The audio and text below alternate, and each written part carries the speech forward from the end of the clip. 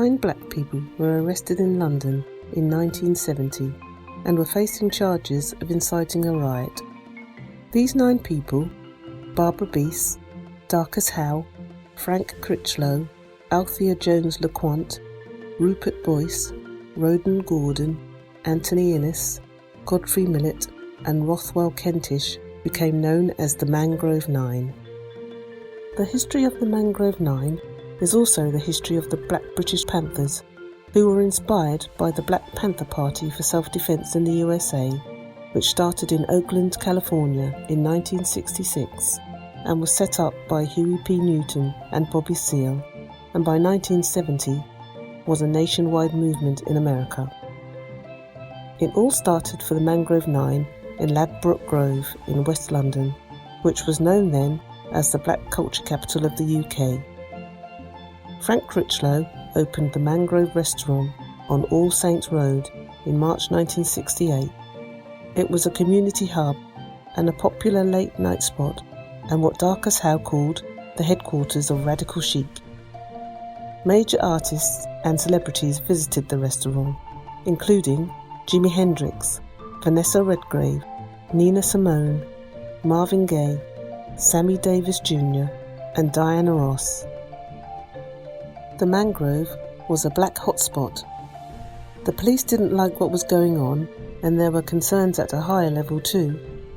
Between January 1969 and July 1970, police raided the restaurant several times, citing drug use as their reason to do so, even though no drugs were ever found, and Frank Critchlow himself strongly discouraged the use of any illegal substances in his premises.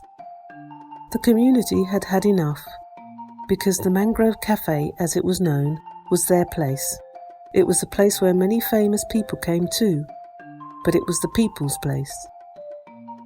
The community came together and set up the Action Committee for the Defence of the Mangrove, which included Frank Critchlow and barrister Anthony Mohip, secretary of the Black Improvement Organisation, and they organised a demonstration.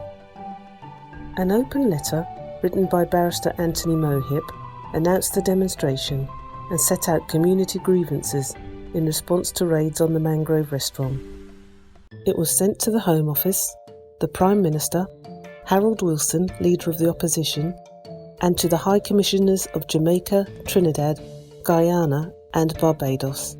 And on the 9th of August 1970, 150 people, accompanied by 200 police, marched on the local police station in protest of the police harassment and discrimination.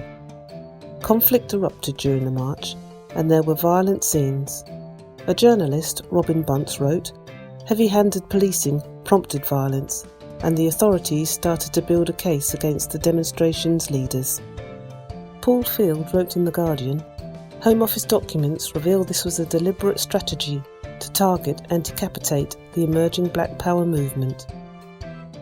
A Metropolitan Police Special Branch report from August 1970 showed that plainclothed police were around the demonstrators, and photographers were set up to make the march look like they wanted it to. The National Archives says these pictures were used by the police to suggest that key allies of the Black Power movement were implicated in planning and inciting a riot.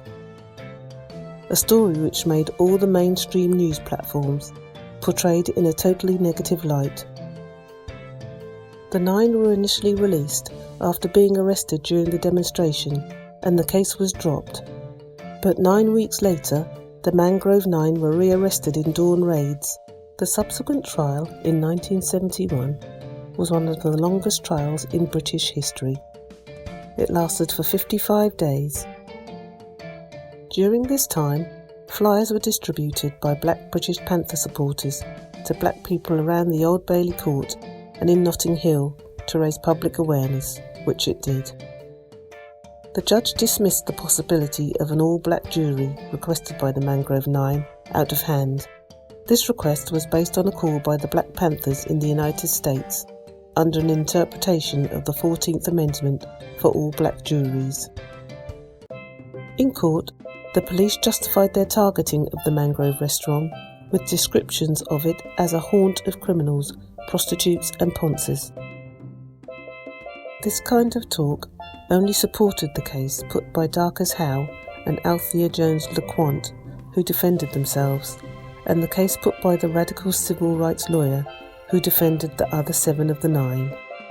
The case was that racial harassment and discrimination was being carried out on a huge scale in Notting Hill, and that the Mangrove Restaurant was being purposefully sabotaged, and that police were treating black people generally in London and the UK as second-class citizens.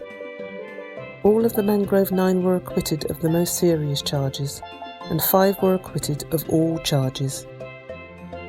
In his final statement, the judge said that there was evidence of racial hatred on both sides. This is the first acknowledgement from a British judge that there was racial hatred in the Metropolitan Police Service, and it was the first judicial acknowledgement of racial prejudice and wrongdoing by the Metropolitan Police. The Mangrove Nine totally exposed the institutionalised racism in London's Metropolitan Police Force and brought about a movement nationally that continued to do so. Not only did the Mangrove Nine win the trial, they went on, as the Black British Panthers, to address so many other racist issues and to represent the people on so many fronts.